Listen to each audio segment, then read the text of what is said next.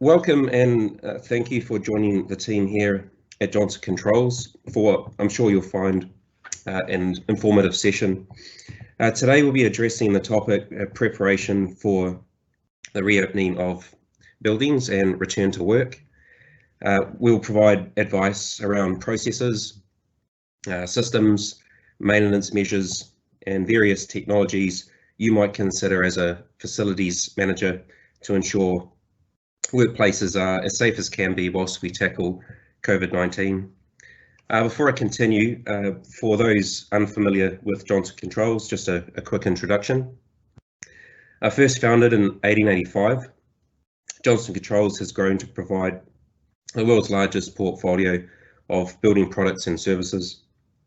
Our offering covers building domains such as heat ventilation and air conditioning, building management systems, security, access control, fire, energy management systems and solutions.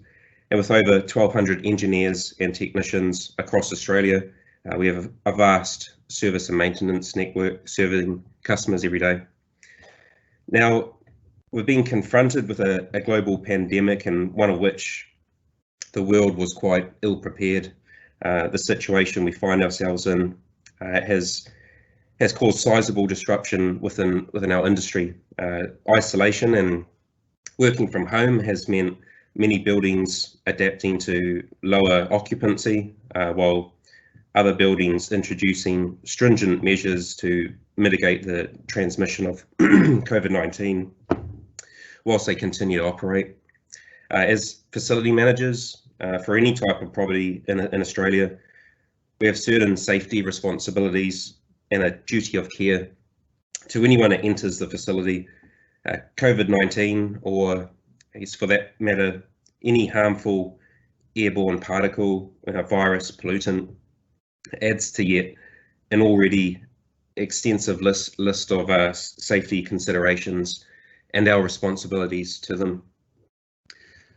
So what we'll cover today in this session are measures available to facility and building managers in relation to system strategies for BMS and HVAC, processes and other hardware that you might consider applying within your building in an effort to improve your risk mitigation strategies to the transmission of COVID-19. Joining me today from the Johnson Controls National Service Team, speakers Jack Bartlett, National Service Sales Manager, and Chris Probyn, National Client Solutions Manager, and to introduce myself, Michael Hensley, Strategic Accounts Manager. If throughout the session you have questions, just please write them into the Q&A chats pane, and you'll find it in the menu bar just left of the red hang up button. Time permitting, we'll address as many questions at the end as we can, and what we don't cover, we'll reply answers and have these sent to you via the email you've registered with. So to kick off, I'd like to hand over to Jack Bartlett to provide an overview of the challenges we're seeing and the necessities to maintaining compliance, and Chris Probyn will then take us through some of the practical measures you may adopt within existing systems while highlighting key considerations for each and potential implications. So Jack, if I may hand over to you. Great, thanks Michael. Good morning everybody. I'm Jack Bartlett, National Service Sales Leader for Johnson Controls. Look, since we began preparing for this presentation, the state of the world has changed a number of times. First we saw the relaxation of lockdowns, and now as we can see with Greater Melbourne, the lockdowns are well back in effect.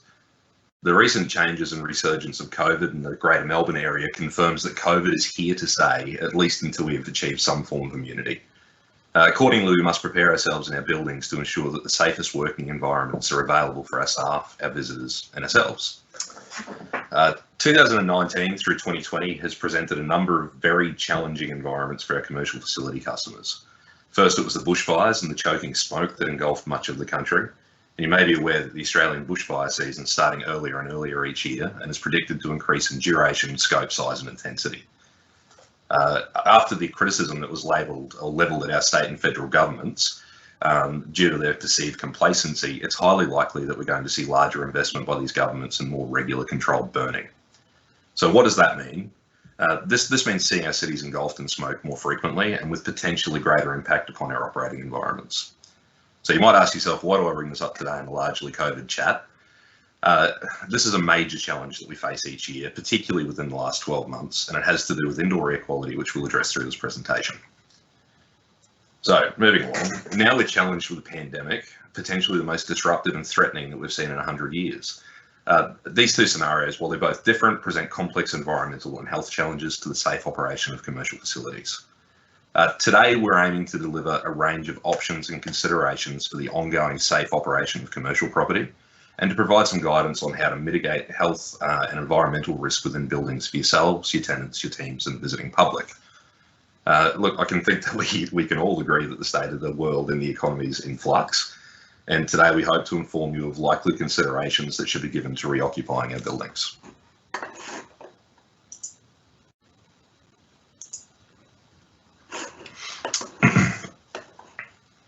All right, so I'm just going to flick through to the next slide. While we wait for that to update, what I'll do is I'll just keep going and you guys will be able to follow along with what I'm saying. So look, in the presentation of this, in the preparation of this presentation, we've referenced industry guidelines from ASHRAE and ERA, and we've lent into the collective experience within our business. So before we move further into the presentation, we thought it important to highlight the potential impact to facility compliance through the current period. There have been many owners winding back the maintenance performed on the systems and services installed within buildings, and this of course is completely appropriate as a course of action given the often significant reduction to occupancy. However, it may impact upon some systems compliance and standards and legislation as we seek to reoccupy our buildings. So consideration should be given to any impact the winding back of maintenance services may have upon a facility's insurance. For instance, if HVAC and fire maintenance has been wound back and essential services compliance maintenance, for example, quarterly smoke testing or the testing of your EWIS and fire panels, if they've not been undertaken for a period of time, this could impact upon the insurance coverage for your facility. So I'd suggest engaging with your services contractors. They'll be able to tell you specifically for your properties what services must be performed out of the subset that they currently perform to ensure compliance with the relevant standards and legislations. And that'll assist with supporting the building going forward. So moving on, ASHRAE proposed the development of a strategic plan by building owners or managers, and in that strategic plan outlining the measures and strategies that will be implemented to ensure the building is the safest environment possible. The plan may contain measures including deployment of signage to remind occupants of social distancing, requirements to communicate the measures that have been put in place to ensure a healthier building, and it should also cover things like the deployment of PPE, e.g., hand sanitizer stations and that sort of thing. Further, the plan may capture items such as changes to tenant occupancy, for example, limitation of numbers of people per floor area. And this is also a really great place to capture changes to servicing arrangements and maintenance arrangements for the buildings. So and further changes to the building operations, for example, cleaning frequencies and tasks, and any potential changes that are made to systems like HVAC systems, for operational parameters, as we'll touch on as we move further through this presentation. So ASHRAE provides some guidance and a number of measures and strategies to provide the best environment possible without making wholesale changes to system design and configuration, all to try and mitigate the impact of COVID as much as possible. So I'll give you a quick list now and run through those. So considering a full flush of AHU and fan coils and trays, particularly to eliminate any microbial growth. Definitely consider, if the building's been mothballed for a period of time, that the testing arrangements for your cooling towers and the treatment of such, particularly, as I said, if they've been shut down for any period of time. Again, if buildings have been shut down or operating at significantly reduced air volumes, there may be health risks associated with lower indoor air quality and even the potential for mold growth. So measures such as air quality monitoring and mold swabs should be considered and taken to identify and address the risks associated with these. So ERA have got some really good guidelines around this published on their website and their best practice guide. Further, we suggest, and ERA suggests, the running of a full building purge for a minimum of 4 hours prior to first occupancy. Increasing outside air volumes. The introduction of more outside air will promote further air changes within the building during occupancy. As you can imagine, more air changes, the less likely something is to sit on the surface. Consider improving the existing filtration, either through pre-filtering or replacing existing filters with a higher standard of filter. The implementation of UV treatment or bipolar ionization to actively treat the airstream. ASHRAE suggests configuring a full building purge mode to operate 2 hours pre and post occupancy every day. This includes running the plant with maximum available fresh air options and running your exhaust systems as well to really move that air through the building. So if you have a car park exhaust, ASHRAE have also suggested that should be run 2 hours before occupancy each day. The frequency of cleaning and disinfecting in high touch areas should be increased. For example, you'll lift cars, high traffic communal doors, front doors, access doors, toilet doors, that sort of thing. So they definitely increase the frequency on that. And one great suggestion that I saw was for the setup of an automatic control sequence for a one button mode for epidemic mode. Hopefully this is the last time we're going to go through an epidemic, but I mean, if we're going to the work, let's configure that up, or a bushfire mode, which is definitely going to be a concern moving forward. If your plant's been shut down for a period of time, we suggest having your maintenance contractors thoroughly review the plant, really check into the expensive items of plant, or really hard to procure items, as we know there's some pressure on supply chain at the moment. Now, with regard to compliance items, we must ensure all essential safety and maintenance measures are kept up to date, as referenced earlier in this slide, even if the building's been unoccupied. Otherwise, the statutory maintenance regime may not be deemed as compliant, and on that basis, buildings shouldn't be occupied.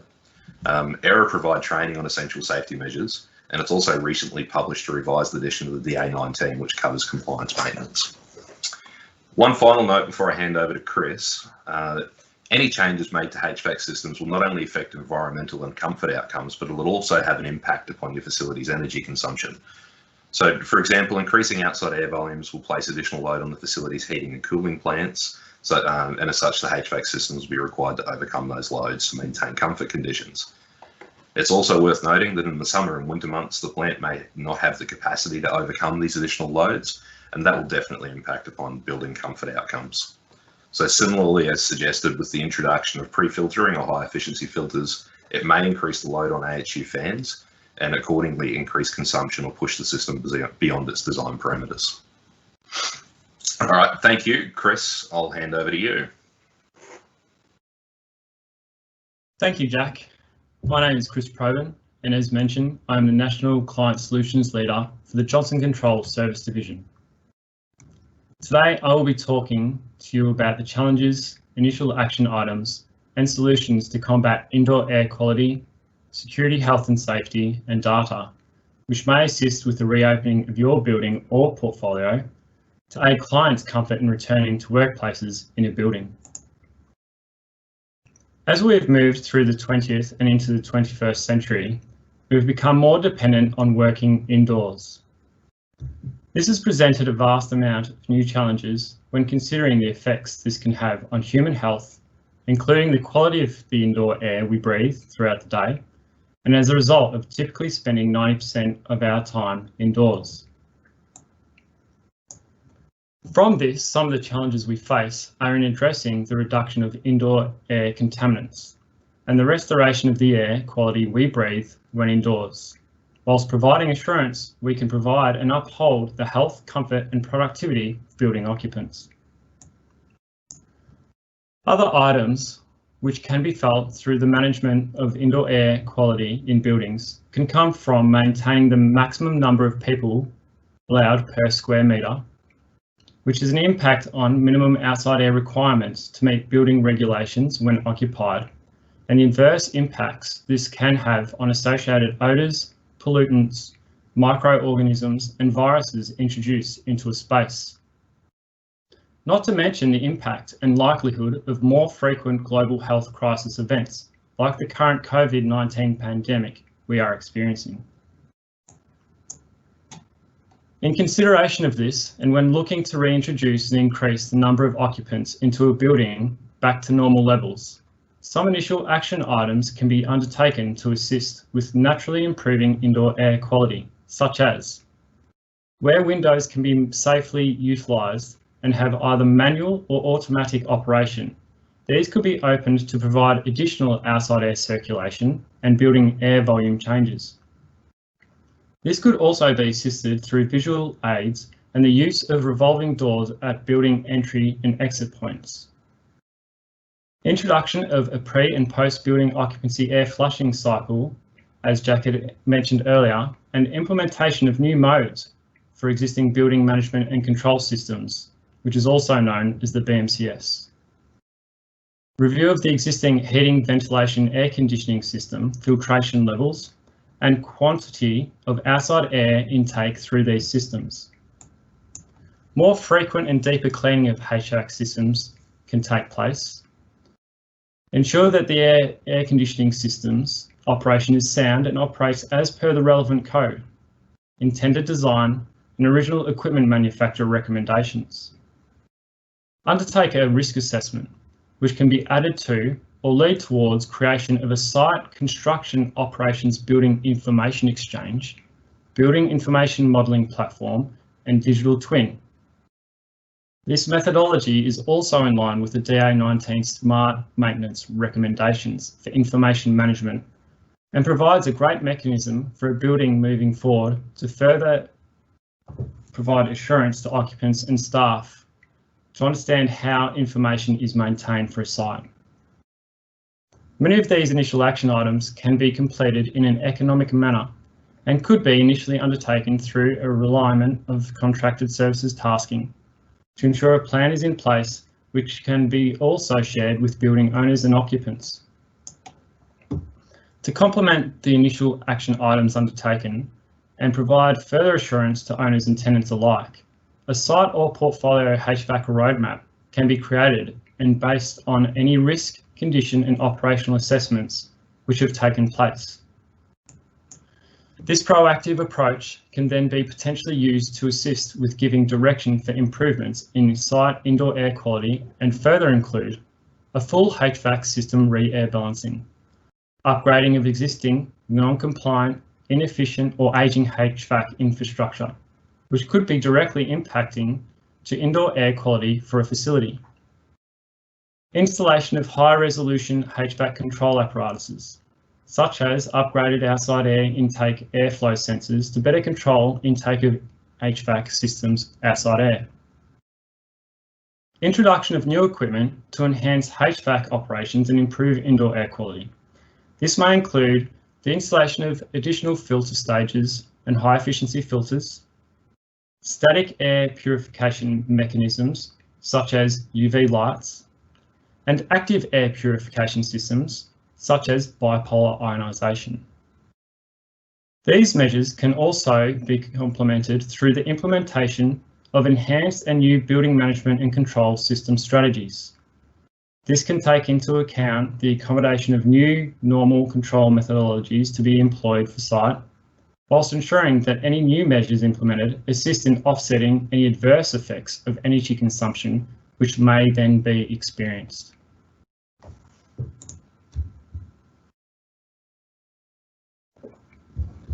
The security, health and safety of a building is directly impacted through the way it is being accessed and how movements within it are facilitated. When addressing this from a building management and servicing perspective, we are presented with some challenges, such as how we control the entry and exit points of a building. Are people required to be screened at these points, and how is this being facilitated? Are spaces being monitored to the required level? How is this impacting the way in which they are meant to be utilised, and does this provide an insight into occupant density levels? Are interactions and contact with services being minimised? How are safe social distancing levels being ensured? Can tracing of occupant locations and navigation through a facility be obtained? And how may this be utilised to assist with following any potential spread of viruses? In consideration of some of these initial cost-effective action items can then be considered. and introduced to a site. This may include recording of names and contact numbers at entry points to assist with any contact tracing. Guided and restricted access through buildings to govern navigational flow of people in a facility. This can be accompanied with signage to provide education and assurance to occupants of the social distancing measures being implemented. Confined space density control measures through signage being added to areas where people are usually found to be in close proximity of each other. This can be of great benefit in areas such as lifts and elevators. Cordoning off of areas strategically with the use of equipment such as bollards and barriers. The review and confirmation that access control point operations are in correct working order and in line with new measures which have been implemented. Any equipment power which is laid dormant and is then to be restored is required to have its power and condition checked locally with inspection details recorded. This should include items such as backup batteries and life safety equipment, with any critical spare stock for site's inventory confirmed as being available and up to date. A risk assessment and gap analysis should take place, which should also include the review of associated site documentation and the access control and CCTV equipment for the site. As a result of these initial measures being completed, this should lead to additional planning of items which are to be implemented and optimise a building's areas of security, health and safety, including touchless enablement of existing equipment which currently requires manual interaction, upgrading of push buttons to frictionless usability through the use of various technologies such as motion sensors, Bluetooth card readers and facial recognition. Installation of auto door openers to assist with removing the need to touch surfaces whilst moving through a building. Implementation of smart cameras, which are approved and certified to assist with various means in a facility, such as thermal screening, density control, and CCTV analytics. The review and adding of wayfinding technologies, which can also assist with the tracing of people movements in facilities and precincts, through the use of Bluetooth, Wi-Fi and edge-capable equipment. Implement people counting systems and updated access control logic to ensure max occupancy levels are not exceeded within building spaces. Audit and converge site systems such as lifts, lighting, access controls, CCTV, BMCS, and booking systems should be considered to ensure the interaction with each other becomes more effective towards the control of security, health and safety. This is especially effective when looking to further enhance and automate the managing of a building, precinct or portfolio of buildings. Some of these challenges, initial action items and solutions are not necessarily new to us, and for quite some time have already been actioned are in place.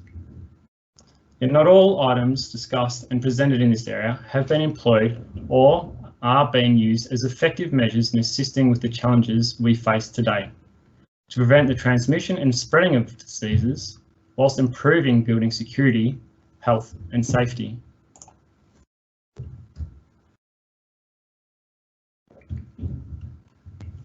With the importance of data and how it is being represented becoming more critical, it is essential now more than ever that what data is being used for is effective and relevant for a site or portfolio of buildings. Where the digitalisation of sites is not being embraced or currently in place, then this puts strain on the performance and in turn the health of a building. Owners and building management are then subject to not deriving the best return on their investment as a result of data not being captured correctly, interpreted poorly, thus being not used effectively or to its full potential. Tenants can then be subjected unknowingly to working in environments which are not being monitored, maintained or controlled suitably. These challenges can have an adverse impact on items for a site such as reporting and poor building performance with missed areas for building and operational improvement. This has an impact on the built environment for a facility, building occupants' performance, satisfaction, and wellness alike. Considering these challenges, it is imperative that it is understood how much data is available at a site and where it is being kept to ensure how it is being utilised. So this leads to questions of where do you start when considering the effectiveness of site data being collected, if it is being captured at all, or if so, has this been implemented correctly? Well, to assist with some initial action items to ensure data health in your facility is sound, you can start with ensuring the various site systems controllers and field apparatuses are online. A risk assessment and audit of what software and hardware is in use. This should include details on life cycle, a gap analysis, and potential site software vulnerabilities. The review of site software platforms documentation to ensure it is up to date and kept in the correct location. Understand what protocols are in use and what needs to be achieved to make integrations more seamless. Review what trend data is available, what frequency it is being recorded at. Is data being kept in a historical database? Where is it located and how accessible is it? At minimum, start capturing critical points data for a facility. This should include historical trend data enablement so information can be recalled and utilised effectively. Ensure that naming conventions are used for points and that there is a standardisation which is in line and noted in relevant site documentation. Validate what data is being captured for your facility. This is to ensure that data health is sound and provides confidence in what it is being used for. These validation requirements should then be confirmed as either already included in ongoing maintenance regimes or that it is to be included going forward. Other considerations should include what is data being used for and the primary objective for its use. For example, is it required to automate the condition of indoor air quality through the use of site data being captured? Can data be used to assist with reporting and billing? Is there an ability to use data for alarming, smarter maintenance practices and predictive analysis? If so, the initial action items should take this into consideration to assist with providing tenant comfort and moving back into building working environments. Taking this opportunity to ensure the data health of your facility or portfolio is on track can lead to a site unlocking its full potential. From here, you can advance and further automate the operations of a site, portfolio of buildings, or precinct to better drive and enable outcomes through implementation of new hardware with the goal to provide high resolution data from field controls and end devices, enhanced network infrastructure and remote access capabilities, which ensures redundancy, data integrity, and cybersecurity enhancements. This can be derived from implementation of additional infrastructure, such as a managed network, fibre optics, and complementary software. Software version updates and convergence of systems at a high level through IP and application programming interfacing, which can be further enabled through new software capabilities. The introduction of analytics to ensure value tasks are undertaken for a site to improve performance, outcomes, and health.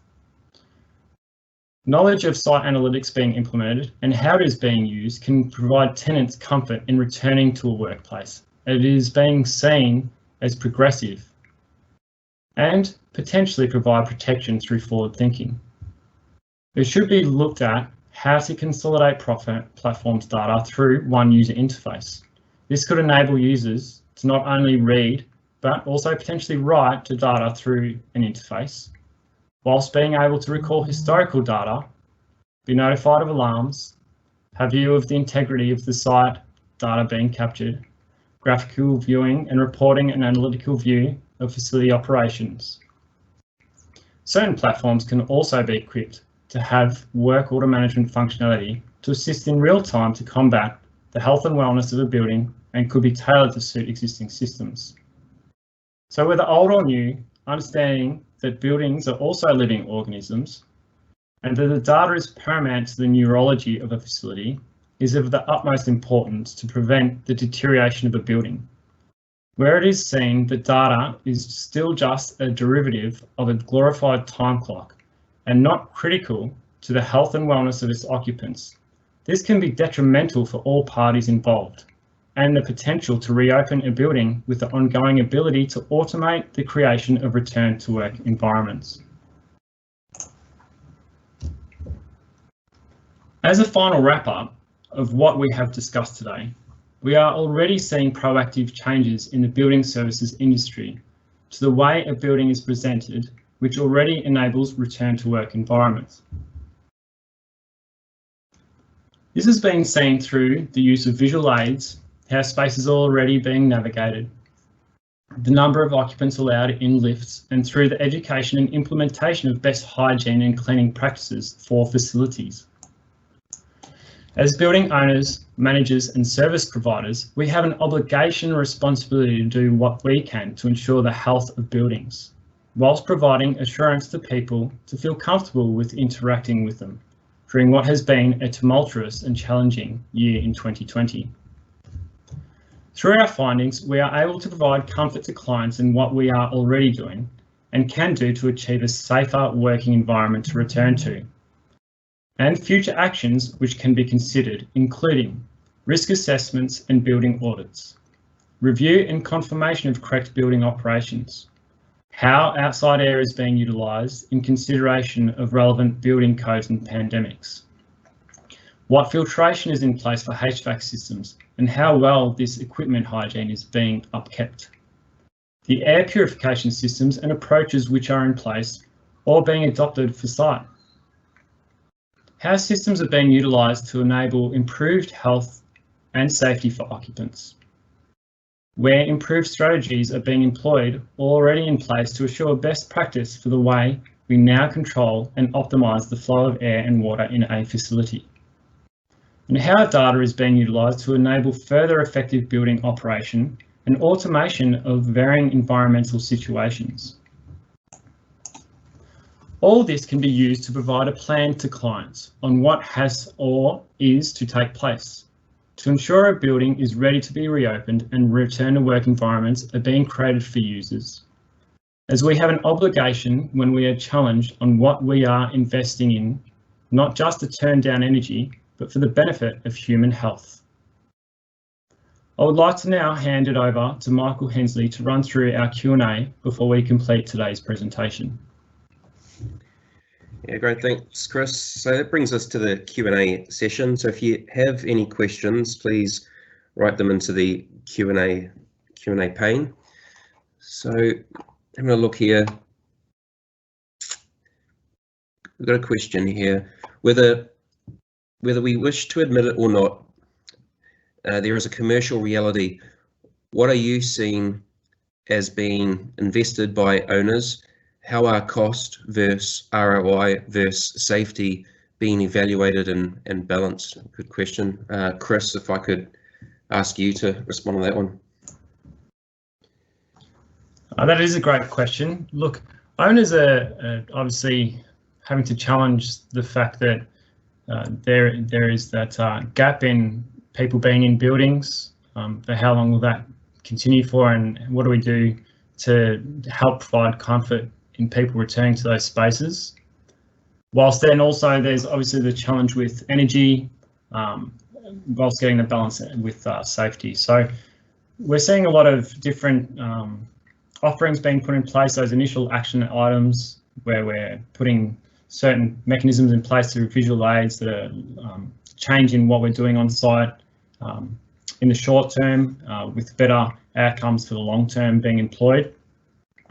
Through to then other things being implemented to help complement and improve indoor air quality, which, you know, through the use of certain mechanisms can also have a negative impact on the way a building runs through the energy consumption. But if it's looked at a smart approach, we can look at that and make sure that all elements are considered. And that's what building owners are asking for and how we're approaching that. Yeah, great. Thanks, Chris. And Russell made the point also drawing attention to the impact on energy, I guess, impact on neighbours as well. And so, Chris, would you see the approach changing in any way? I mean, there's always a focus on reduction of unnecessary energy cost. Do you see a different approach being tailored here? I definitely think there will be some comfort that will have to be provided for users in these spaces and going back into buildings. So there will have to be some changes to facilitate that. And that's in line with compliance needs as well, as mentioned earlier by Jack, but also to make sure that we're considering what effect that'll have on the building organism itself, being that, yeah, there is an impact on energy. But if we do it in a certain way, then we can minimise that sort of impact whilst ticking the box of not just compliance, but the wellness of the building. Yeah, right, great. So we've got another question here. With using greater outdoor air and applying various other BMS strategies you've discussed, how much more frequently would you need to change filters? Is there a guide or rule of thumb you can share? Maybe Jack, you could respond to that one. Sure. So, like anything, if you use it more, you're going to experience more wear on any particular item. So, same stands true for filtration. If we're increasing the outside air volumes and the amount of air that's flowing through those filters, we should expect that there would be an impact to the filter change frequency. On top of that, you'd expect if you upgrade the filters, say install F9 filters or something along those lines, they're going to catch more particulate matter. There's further impacts there as well that you need to consider. Obviously, as I mentioned earlier, alluded to in the earlier slide, if you increase something like the suction static pressure on a fan, you increase the load on the fan. So it's not just the consideration of do I need to change my filters more frequently, it's do I understand the impact that this is going to have on the energy consumption for my plant? Yeah, great. Another question's come through, perhaps one for Chris. Are you able to tell me more around contactless access control? Is it easy to install? Look, it's this great mechanism to help with preventing the interaction with surfaces where germs and obviously disease can be carried and then move between people in a building. So to be able to install and replace existing switches is not that difficult. Obviously, a review of the existing switches and what wiring is in place would have to firstly be undertaken. From there, it's basically a volume thing. So if it's a handful of these push buttons that need to be replaced, it's going to be quite an economic outcome. And then as we stagger it up, it's a good return, being that we're trying to remove that touching of surfaces. So in one instance, we're talking about indoor air quality and what we're breathing. The other is through the removing of how people are interacting with services, and it's a great starting point, which can be quite economical to achieve. And in terms of the installation of that technology, Chris, could you explain a little around perhaps any implications or key considerations typical commercial buildings might face? I think, look, there's other aspects as well. Obviously, dealing with if you've got multiple tenants or single tenant and how that's being negated already. Our technicians are also very well adverse to looking at that through to our certain specialists that look at more of a full building solution, being that when we're dealing with a base building versus tenant, what's that arrangement, and being able to engage that sort of a specialist that can give you that guidance is how we would employ that. Okay, great. Good. I'll see one more question here. Perhaps Jack, can you please recap the top 1 to 3 questions a facility manager should discuss with their HVAC and security service provider? I take it this is to do with the compliance of buildings post any sort of COVID impact. I guess the number one question is what items within my facility, and get them to confine themselves to their area of expertise, but what items that are currently under maintenance are required for compliance purposes. So what needs to be done, and I would imagine the answer will be your quarterly smoke management testing needs to be done. That would be a pretty clear one from your HVAC contractor, water treatment, and anything else that requires regular compliance-based maintenance, things like CO2 sensor calibrations for your VAS contractor and that sort of thing. On top of that, I'd be definitely around the fire side of the building. There's a lot of requirements around compliance there, so I'd be talking to the essential services contractor that maintains your fire systems and understanding whether there is any scope there that can be reduced. Quite often, fire contracts, in particular fire maintenance agreements, are structured around 100% of compliance regime. So that should be a relatively easy conversation. As far as security goes, Chris, I might throw to you on that one. That's something that I don't have a great deal of expertise on.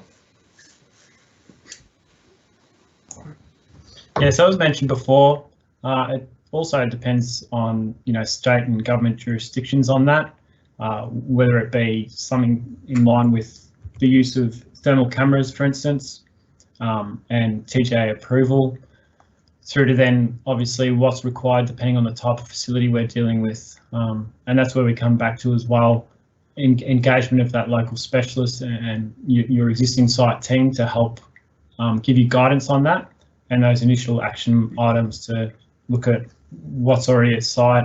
It could be measures that are put in effectively and realignment of tasks, but basically to help with moving it forward to re-enable sites and buildings. Yeah, great. Got another one here. It's come through. Perhaps Jack, how is COVID impacting project deliveries, i.e. supplying of equipment and I guess practices on the work site? Yeah, that's a really valid question. So in the project space, that there is some impact and there's also some projected future impact. We're not experiencing significant disruption, particularly in our chiller supply chain. As yet, that's not affecting us.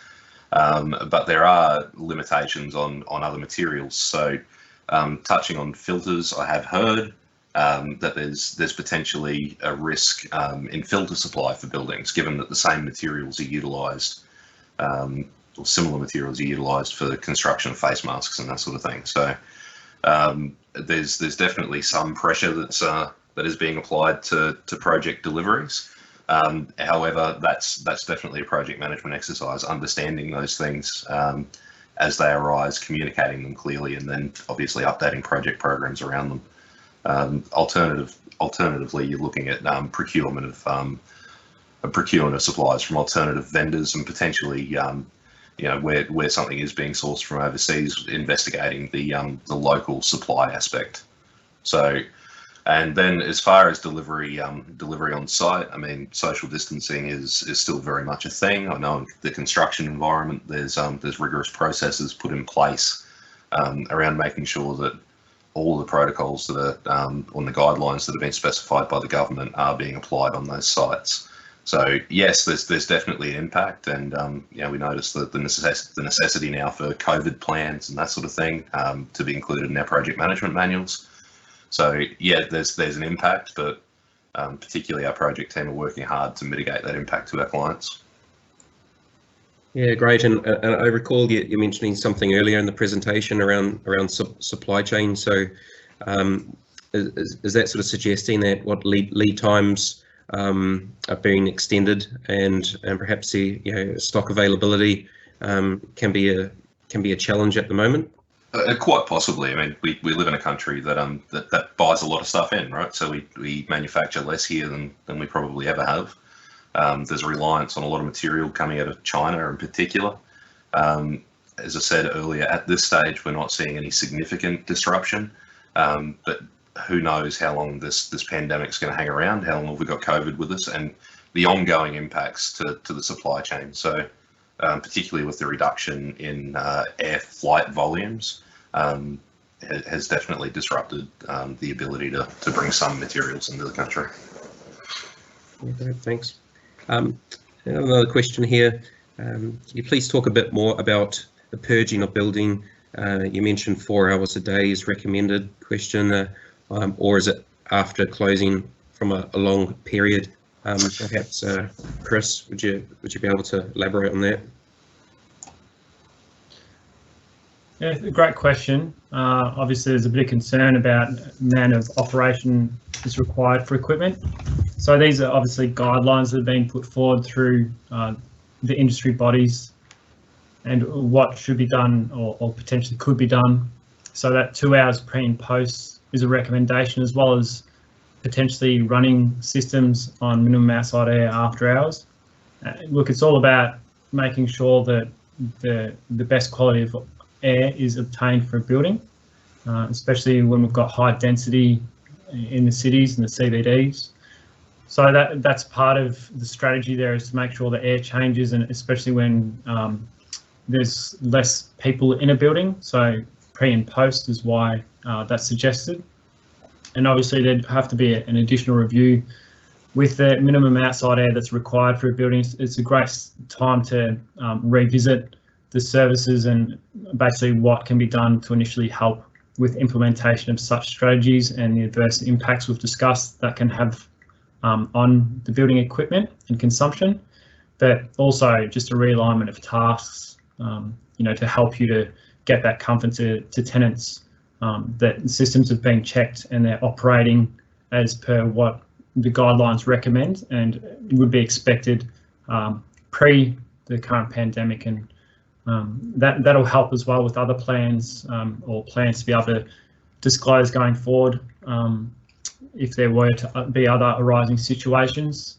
But it's just being agile and adapting to these different situations, and that was based on the guidelines through AIR and ASHRAE. Not to mention as well, where Jack touched on before, where at the moment, the various state bodies and governing bodies, what's allowed and being essential with a service provision, not just projects. It's a great time to revisit these things and look at how they can be realigned, so you can get those economic outcomes and assurance now to be able to be more confident moving forward, and with your site team, but also look at an opportunity to put these different equipment and various aspects in place to help as things inevitably ramp back up again in time, and also being able to work through these sort of various situations. Great, thanks for that. Okay, well, we don't have any questions left, so I guess that brings us to the end of this session. I'd just like to thank our presenters, Jack Bartlett and Chris Probyn, certainly given us a lot of information to digest.